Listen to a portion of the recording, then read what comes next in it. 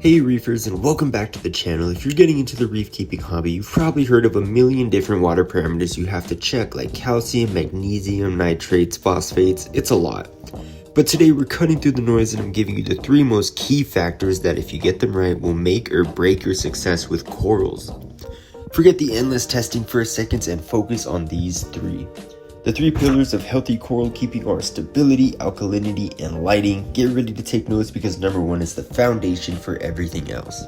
The first and arguably most critical factor is stability. Corals evolved in the vast ocean, an environment of incredible consistency. They hate change. Fast changes kill corals faster than almost anything else.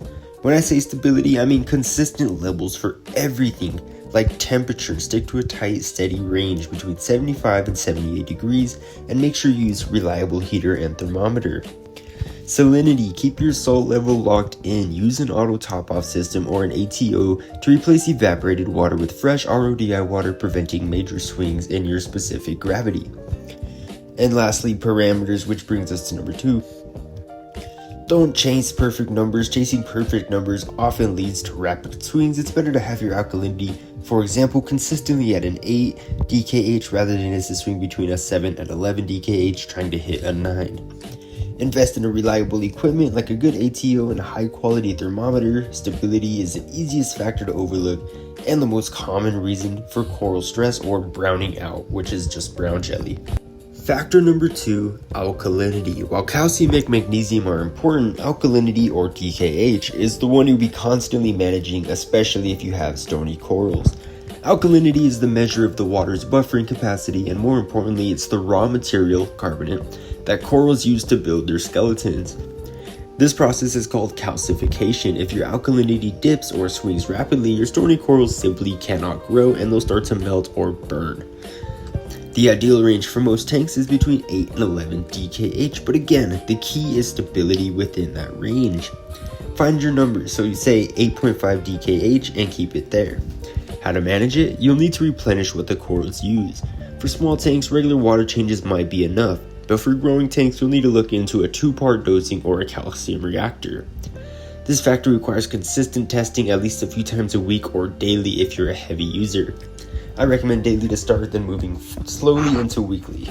And finally, factor number 3, which is lighting. Corals aren't plants, but they host a symbiotic algae called zooalgae within their tissues.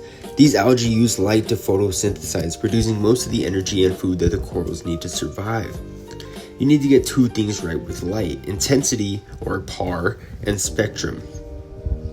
Intensity. Different corals need different light. Soft corals like mushrooms can live in lower light, while small polyp stony corals like Acropora need high intensity light. Researcher-specific corals needs. Corals look best and thrive under a blue dominant spectrum, which mimics the deep water light they see in the ocean.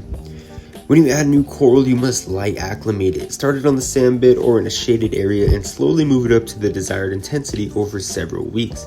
Too much light too fast is a common killer and especially causes bleaching. So there you have it, the big 3 factors for keeping beautiful, healthy corals: stability, alkalinity, and lighting. Focus on keeping your environment stable, managing your alkalinity to fuel growth, and providing the correct light energy, and you will dramatically increase your chances of success in the reef keeping hobby. What parameters do you find the hardest to keep stable? Let me know in the comments below. If you found this video helpful, smash that like button and subscribe for more reef keeping tips. Happy reefing, and I hope all of your tank issues subside. Peace!